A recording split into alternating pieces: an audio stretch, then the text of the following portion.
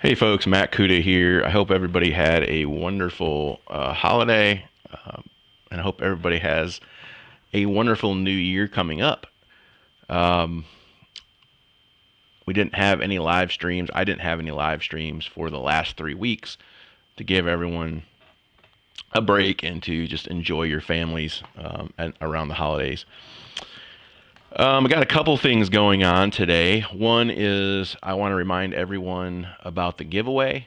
I'm giving away a 10 by 13 wood print of Strong Soul, which is right here. And as you can see, it's a fairly large print and it's on wood. So you can kind of see what that looks like. It's a little too bright there with my light, but it's on wood. So you got a wood substrate and they lay down the photograph on top of that. That is absolutely free to enter. It ends on November 8th, so do get involved in that. So I think, as is my tradition, I like to um,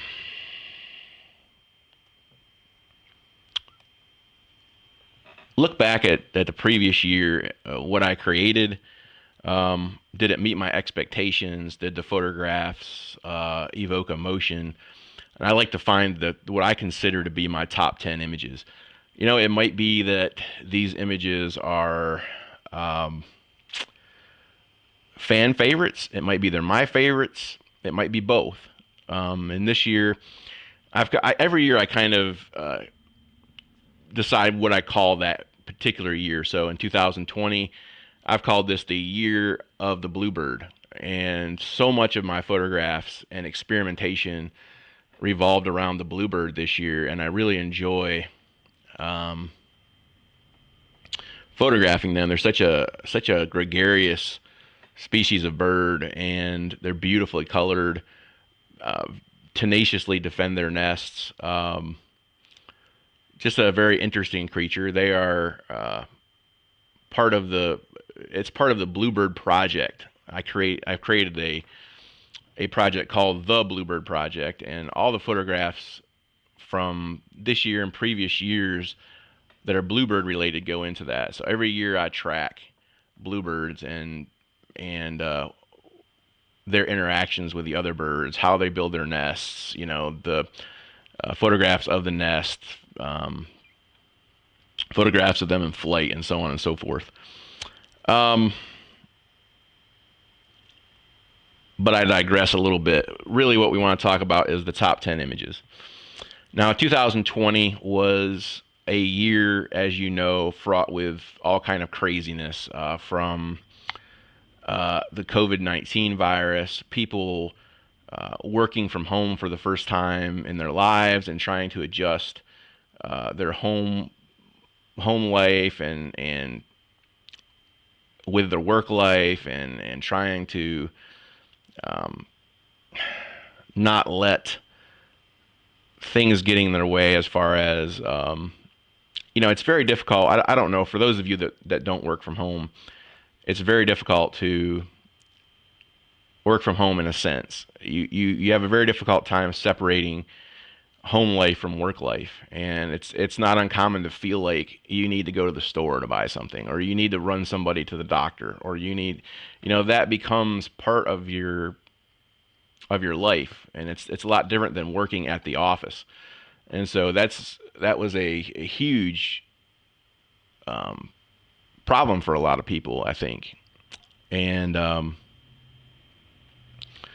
it was also encouraging because for the first time you get to spend more time with your family. You get to save money on gas and wear and tear on your vehicles, and so there was positive aspects of it. Um, we had to wear face masks for the first time. We had places that were shut down. We had national parks that were shut down. We had um, travel restrictions in certain areas. It was just kind of a downer for wildlife photographers because of all the restrictions and so forth. But despite all that, I think I put together a decent portfolio of images this year, and that's what this episode is about. So without any more delay, let's get into what I think were my best images of the year.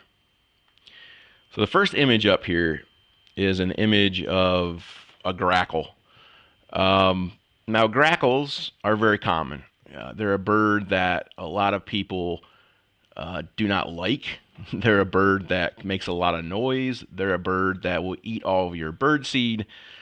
Um, but as a photographer of wildlife, I feel like we need to photograph whatever's in front of us, and trying to find a different way to photograph them, the common species, is very important to me. And so with this image, um, I finally took a photograph of a grackle that I'm actually proud of. This image actually won a grand prize this year in the North Carolina Wildlife competition, which is a fairly prestigious competition in our state. I mean, um, it's an honor. It's an honor to be to win that, and I appreciate that.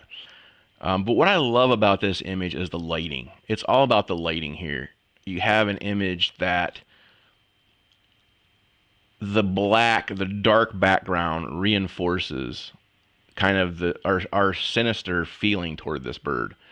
Um, the way the light strikes the feathers, and there's gaps and there's darkness, and that yellow eye stands out, and that large hooked beak that is so common with the grackle. I just think it really sets them off, and I've been very happy to see the grackle uh, looking good for the first time in my career, at least. So that's my number one pick. Um, it certainly won't be everyone's. I get that, but that is my number one pick. Okay, so the next image is part of the Bluebird project, and this is a bluebird in flight. Now, what's interesting about this bluebird is that she has a cricket-like bug. It's interesting. There are some crickets in my yard that I was not quite familiar with this year. I think they're kind of a southern variant of the cricket, and they were snatching up these crickets right and left. And she is busy returning to the nest to feed her young here in this photograph. I love the brightness of the image. I love how the wings are frozen perfectly back in a very, uh, I don't know, that's a very complimentary type of angles on those wings, I think, for a wing shot, for a flight shot. The talons are up in the air, getting ready to land. She's braking now to land. Um, Pretty much love everything about this photograph. Is it something you're going to hang on your wall at home? Probably not. But I mean, maybe you do. I don't know if you're really into bluebirds, but it is a great documentary shot for the Bluebird project, and it's also an interesting photograph. Tack sharp, um, just colorful, nice, beautiful green background. I absolutely love this one. So that's my number two. I may have got these a little out of order anyway. It's not like any one of these is really better than another, in my opinion. These are all kind of number one picks, if you will, I think, for the year. Okay, the next one is also part of the Bluebird project. This is a very unusual photograph, and I don't think people realize just how unusual it is. To have a bluebird turn and look at you while you're photographing them in flight, to me, is a very interesting photograph. It's a photograph that is not common, um, at least as far as I've seen. The wing position is excellent here. The the focus is good. I would like to see a little more depth of field in this image, but I'm okay with it, considering what my environment was I was shooting in. And I really, really love this one. I am surprised a little bit that this one did not take any place in the wildlife photograph competitions this year. That's kind of surprised me that it didn't even get an honorable mention. Um, the difficulty of this shot is high, but also the serendipity of this shot is very high. So not sure what happened there, but I found that very interesting that it was not chosen. Okay, the next image is of a red-bellied woodpecker. Now, red-bellied woodpeckers are an interesting critter. They are beautiful, first of all. There's no getting around it. This is the male of the species. The female looks very similar, excuse me, but has a gap on its cap there between where the red actually changes to gray. And so just a little bit different, very similar. But I really love this shot because the colors are just popping here. I mean, you've got the fall background. This is a maple tree in the background, and you've got those beautiful fiery orange colors, and then that kind of complements the orange. They call it red, but they're really orange headed. They have an orange cap and nape and so forth. So I love the head angle where it's looking back. That's a little bit more unusual. It's not uncommon, but it's a little more unusual. One of my favorites this year, without a doubt. This was taken in my backyard bird studio. Okay, let's go check out the next shot. This one, I've talked about this before, but this one was one of my favorites. It's a shot of a bull elk at Cataloochee, North Carolina, along the Cataloochee Creek tributaries here in the park. And I knew what was going to happen here. I foresaw that this was going to happen. I saw the bull pushing the females, and I knew they were going to cross this stream. And so I actually walked out into the stream. No, I did not have my hip waders on this day, so I got very wet, but it was worth it. I got right in the center of the stream just in time to get the bull as he was crossing. Had I arrived just literally 2 seconds later, I would have missed this shot. So timing so crucial.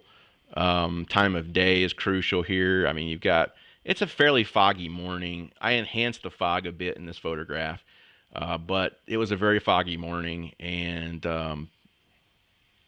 very much a rendition of what that day was.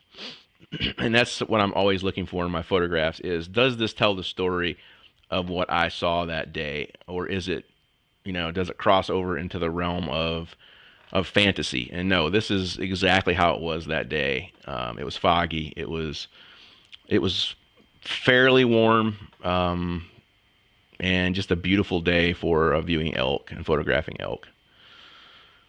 Okay, the next image. Okay, this one is interesting. Now, this is a photograph of two of the mating pair this year of the hummingbirds in my backyard bird studio. Now, I don't know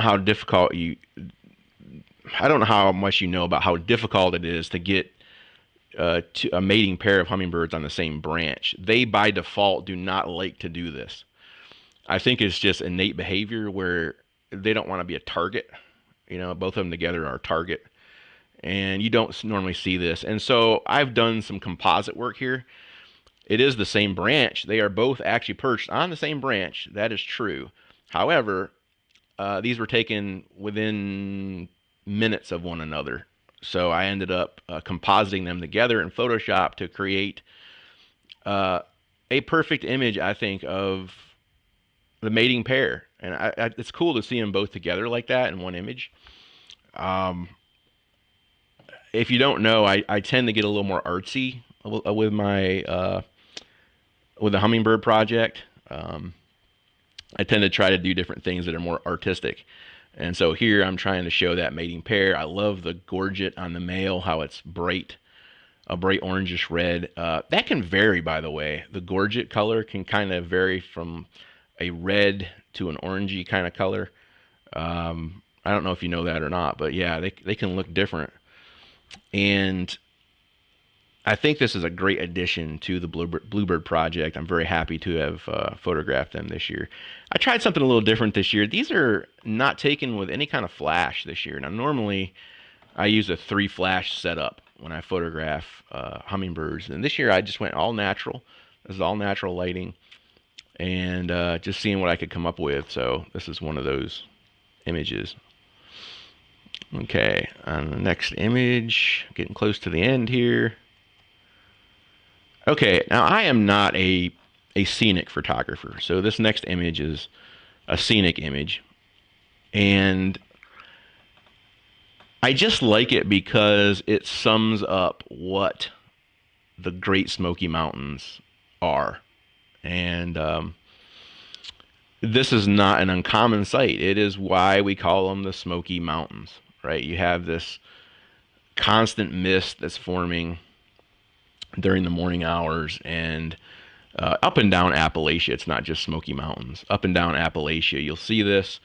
You'll see it as far north as up into Pennsylvania and the Appalachians. Definitely much more pronounced here in North Carolina and Tennessee and Virginia than it is up there, but still it's common. I like the fact that I converted this to black and white. I think it really adds to the image. The clouds, the stretching off into the distance, the layers of mountains with different tonalities, the wispy mist as it's going up against the mountains there, the mountains becoming lost in the mist. And so this was one of my favorites. I know it's not the Ansel Adams, but I do enjoy the occasional scenic, and I really like this one. Not particularly popular with my viewers, but that's okay. It doesn't have to be, right? Okay, so the next image. All right, this one really became popular with my followers, and I think with good reason. I've talked about this image before. It's an image that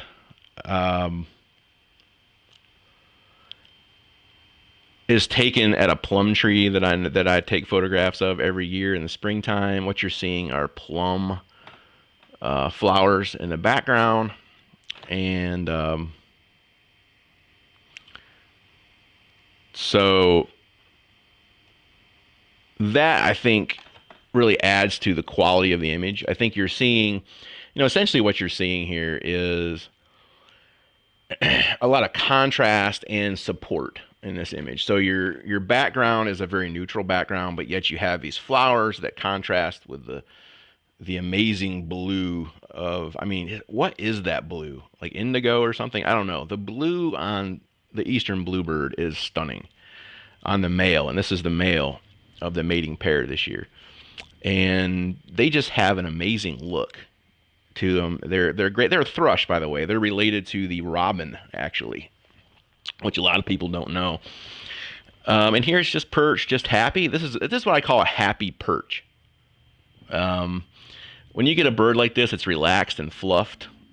They're not at all worried about you. They know who you are. They see you there, and they don't care. They do not see you as a threat. And that's what we're looking to do with nature photography in general, especially wildlife photography, is make these guys so they're not scared of us. We want them to act naturally in front of us. We don't want that to scare them. So, yeah, this was popular. It sold a few times this year. I sold quite a few times actually, but recently it sold a few times at Christmas for wall art. And I appreciate those that bought it. I do think it makes a great piece for your house, for your bathroom, for your living area, for your den or whatever. If you're a bird watcher, I think it's a great addition. Another thing you can do with these, and this is something I'm getting into more recently, is make your own triptych. Now, a triptych is like where you take 3 photographs that have a common theme or are the same photograph, and you make 3 of them. So On the right here, you might have the bluebird here perched on the plum tree. On the left, you might have a bluebird flying in from left to right, and in the center, you might have just a regular, uh, straight on view of the bluebird. And so you get this kind of story that's being made by the triptych. You should definitely try that. That's a really cool way to show photographs on your wall, and paintings or whatever, any kind of art. Um, so let's see, what do we got next here? Um, okay, now this is another elk photograph. Now, is this an award-winning shot? Not really. Sorry about that. I got mixed up there. Not really. This is not an award-winning shot, but what I like about it is the eastern elk that we've put back into the eastern United States is actually a Rocky Mountain elk. And you will see the Rocky Mountain elk, of course, out west in the Rocky Mountains. When you go out there during the rut, what you're going to mostly, and correct me if I'm wrong, folks out there, but what you're going to mostly see that time of year is a lot of browns, right? Because you're already well into the cold months of the year up in the mountains. And on the eastern side of things, in September, we typically have a lot of green grass still. And so here you're actually seeing a rare thing in a sense, because you're seeing a Rocky Mountain elk in green grass. And that's kind of cool. So that's the first thing I like. The second thing I like, and you can only know this because I'm telling you, this bull elk has seen a rival male elk, and he is not happy. He is actually taking. If you ever see one like this is them starting to form their I don't know what to call it. I call it a strength stance, where they just are standing ready to fight. Kind of. It's a very strong and powerful stance, and you can kind of see him. He's forming up there. He's getting ready. Now, what happened immediately after this was he started moving toward the elk. The elk eventually ran off, the other elk, but he was not happy. And this guy is battle hardened. He's got scars on his back leg there, you can see. And he's not to be trifled with. I mean, he's a tough guy. So I like that for that reason. Had a great time at Cataloochee this year. Really enjoyed it. Okay, the next image. Now, again, not an award-winning photograph. Not the best, not the best, strongest looking old buck or anything like that. But what I like about this image has more to do with 2020 than it has to do with it being a phenomenal image. Yes, it's a good photograph of a white-tailed deer. Yes, it does show his habitat. Yes, it is very intimate in the sense that we are down here in between two trees in the forest, not out in some field somewhere or something like that. So yes, it has that going for it. But what I really like about it was this was a special time for me after just being fed up with 2020 in general. Just going out, sitting in my blind in the middle of the forest, and just listening to everything going on around me, listening to the birds, listening to hawks fighting with with crows, listening to deer as they move past me and so forth. And this guy here was just really cool. I really enjoyed this guy.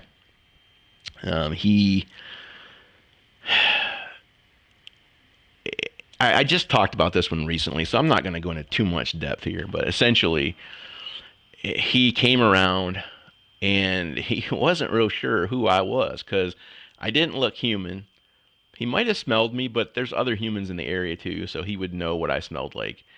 So he didn't see me as a threat per se, but he wasn't sure I was human.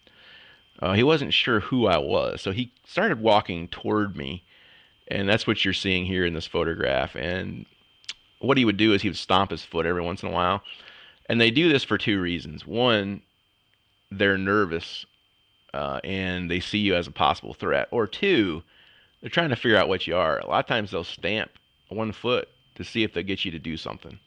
Move, run, come at you, whatever. They'll try to get you to move. I didn't move, of course. And so he kept looking and kept looking. He never snorted. He was never really alerted. Tails down here. You can see the tails down. The ears are focused because he's trying to figure out what I am exactly. Because at that point, I kind of look like a big rock sitting there, right? That's kind of weird looking. They know their environment. They know what's supposed to be there and what's not supposed to be there, and they have really good scent. And this is an area that people are in from time to time. I mean, they're there quite frequently. They fish in the area and so forth. So the deer are used to. There's a golf course near here, not too far.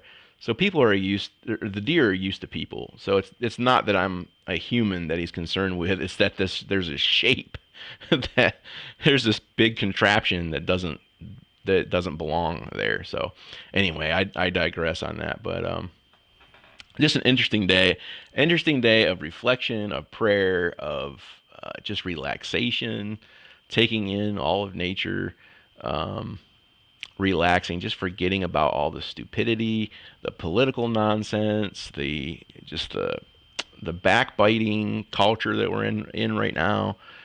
Just forgetting about all of that stuff and just enjoying what God created. So anyway, that's my top 10 list this year. I hope you enjoyed it.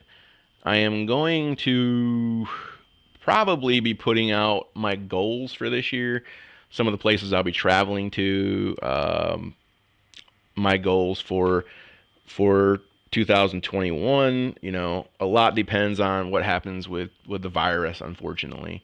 You know, are we going to have the vaccine in full force so that we can get out and not feel like we got to wear masks and all this craziness? We'll just see how it goes. I will definitely be going to Florida this year. That is a go. That is a go. I have my hotel. I have everything ready. We are a go to Florida for a week of photographing the birds in Florida during the mating season. Looking forward to that big time. So anyway, thanks for watching. Make it a great day and get out there and enjoy nature. Bye-bye.